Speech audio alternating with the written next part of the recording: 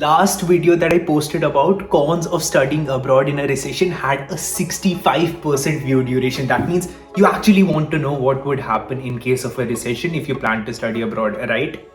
You do understand that yes, there are cons. We talked about all those cons, but there are some pros as well. So in this video, we're going to talk about those pros and finally give a verdict as to what you should do in case you are planning to study abroad, which course should you go for, and in which case scenario you should cancel your plan. Without further ado, let's directly jump into it. I'm gonna draw parallels with 2008 crisis. So if you had started your degree back in 2006 and you had graduated in 2008, that would have been the worst time for you to be graduating. Why? Because at that time, jobs were at very low and they were going down again and again. And we hit the peak of unemployment back in 2009. So for those people who started their degree in 2007, it was a very bad thing. Now, similarly, if anyone who started his degree in 2021, they would be completing their degree in 2023, and I'm only talking about masters. So if you started your master's degree in 2021 and you will be completing it in 2023, the chances are that the unemployment rate would be at its peak. Getting a job would be very difficult. So it's a con in that scenario. But for those people who were able to sustain this and who started their degree in 2009 or 2010. That means people who did at this time of 2008, almost everyone had job and they started losing their jobs in 2008. So for that time, for that 1 year, if they started making their application and went to the college in 2009 and graduated in 2011, that was the best time to get a job. Why? Because we had come out of recession completely. 2011 was the year when the revival started, and 2012 they would have had a very good increment and they would have been at the best point. So does it make sense to study abroad? Honestly, we will be seeing 2008 like scenario right now. I mean, we have started seeing 2008 right now. So yes, if you plan to go in 2023 August, you would be graduating in 2025 if it's a 2-year degree. So yes, it makes sense in that case. It's just a bad thing for those people who are graduating next year or next to next year. But people who are planning to start to study next year, it's still gonna be a good thing.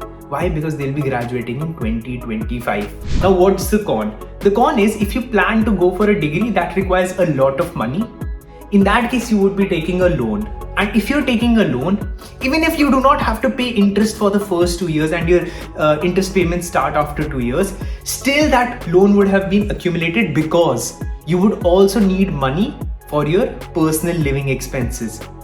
Part-time work would be difficult to find, but you'll find part-time work. It's not like you'll not find part-time work. It would be possible for you to find part-time work. Trust me, it would be possible for you to find part-time work. But still maintaining your living expenses would be difficult. And in that case, if you have a huge loan on you, that would be a huge financial burden. So first thing you need to know that do not take a huge loan. Only if you can afford to go for international education, it makes sense. If you don't have the money, you're planning to take a loan for it, don't go. You can wait 1 more year, and people who graduated back in 2012 were the most happiest. So if you plan to study in 2024, you still be fine. Yes, you would be losing 1 year, but that 1 year you can gain experience. Now let's talk about experience. For those people who graduated back in 2012 with experience, why? Because they had 2008 experience, 2009 experience. They were the highest paid. It's a report by US government that people who graduated in 2012 were the highest paid for that 7-year period. And similarly, for the people who graduate in 2025 with experience of 2020, 2021 and 2022 will be the highest paid. So don't worry, don't think that, oh my god, I'll be losing on a year, I'll have to work 1 more year. Getting work experience is good. Why? Because getting a job, if you have work experience, becomes easier. Getting a job abroad as a fresher, just completing an international degree is still tough. But then if you have local experience or even if you have international experience, it still becomes easy. So getting experience in India is worth it. Trust me, it is worth it. Now, I also talked about one thing in the previous video where I said that recession can actually be a blessing in disguise for many people. And what I actually meant by that was, there are some fields that are dying. You already know about all those fields. I've talked about them. Now, if you are in a dying field and you get laid off from your work, what does it imply? That means that the thing that you're working in does not have a future scope. So rather than wasting your time, you can actually go for a master's, you can actually study abroad and change your field. You can choose any field which you feel like has future scope, and you can upskill yourself. And this is not only for those people who are in a dying field, but also for those people who do not like what they're doing. You can upskill yourself and enter into those skills which are way much more in demand. Nanotechnology is in demand. Computer science is still in demand. Even after seeing so many layoffs in this, I still say computer science is still the future. But apart from that, data science is also one more thing. You can look for any of those things, and there are multiple other things that you can look at. But if you feel like the thing that you're doing does not have a good future scope, you can upskill yourself during these years. Because anyhow, having a job or getting a job would be difficult. So instead of doing that, you can go for a degree where you upskill yourself in a skill which is needed in future. Maybe 2022, 2023, 2024 might be tough for you, but 2025 is going to be your year. Third, the most practical thing that I'm going to talk about is go to a place where you have someone you can rely back upon. What do I mean by this? This is something that I talk to every student in my personal counseling whenever I counsel someone and who does not come from that strong financial background. I tell them, do you have any relatives living abroad? Usually, majority of us Indians have someone living abroad. The next question I ask them, can you live with them? So if you can live with a person for 1 year, I know it would be tough for you, but this is something that you will have to accept. That studying abroad is expensive. Living abroad is expensive. In London, you would be spending somewhere around 8 to 9 lakh rupees just on your living expenses. Now, if you can live with someone else, maybe your cousin, maybe your family member, maybe a friend. I mean, yes, many of us do have friends also. So if you can live with them, you can strike off those 9 lakh rupees. You can still work part-time and you can cover all your tuition fees. That is the best case scenario for you. So if you have someone to live with, I would highly recommend you to check out that country, that state, that city, and look for colleges in that city. Why? Because that's going to be the best thing that you're going to do. And whenever you feel like that you're financially independent, move out. But you have the financial support of someone who is already living there. Plus, you already know that person might help you get a part-time work also. So the number of benefits that come with having someone there are tremendous. Finally, let's wrap it up and let's give a final conclusion. So first thing, you should not be taking a huge loan. What do I mean by huge loan? Your loan should not be 40% of your entire degree cost. So let's suppose your total degree is for 25 lakh rupees. So 10 lakh is the maximum amount of loan that you should take, and 15 lakh should come from yourself. Let's suppose you're planning to go for a degree that is worth 50 lakh rupees. In that case, maximum you can take a 20 lakh rupee loan, and 30 lakh rupees should come from your own side. Now, this is a 40% rule that I have made, and I 100% agree to it that yes, 40% is the maximum amount of loan that you should be taking. If you're taking a loan beyond that and you're going for a degree that is not that great, take a step back, wait for 1 year. Now, for those people who are planning to go for courses that do not have jobs from the onset, that's again a slightly bad thing. For those people who are planning to go for political science, history honors, any of the humanities courses, you can ask your seniors from that university whether they have placements. And if they tell you that it is taking them time to get a placement, then you might want to stay back for 1 more year in India and then study abroad later. Let's suppose you're planning to go for computer science. Still, there are plenty jobs available.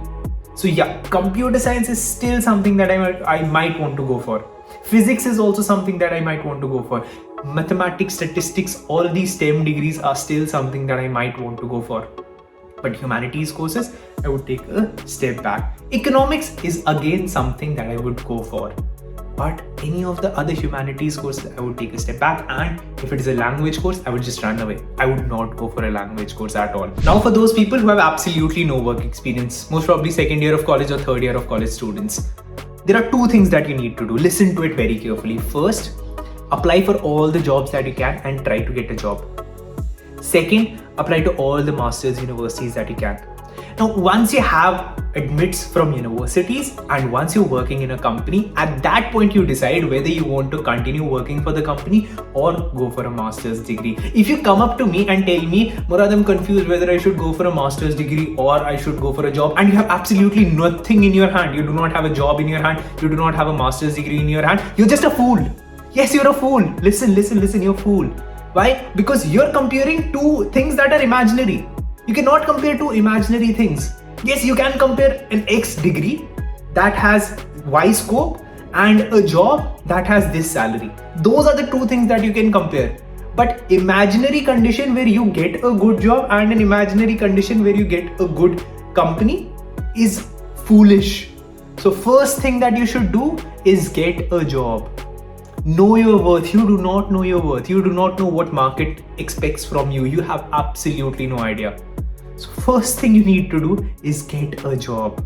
Only when you have a job, you can compare your degree with a job. When you do not even have a job, how are you comparing a degree with a job?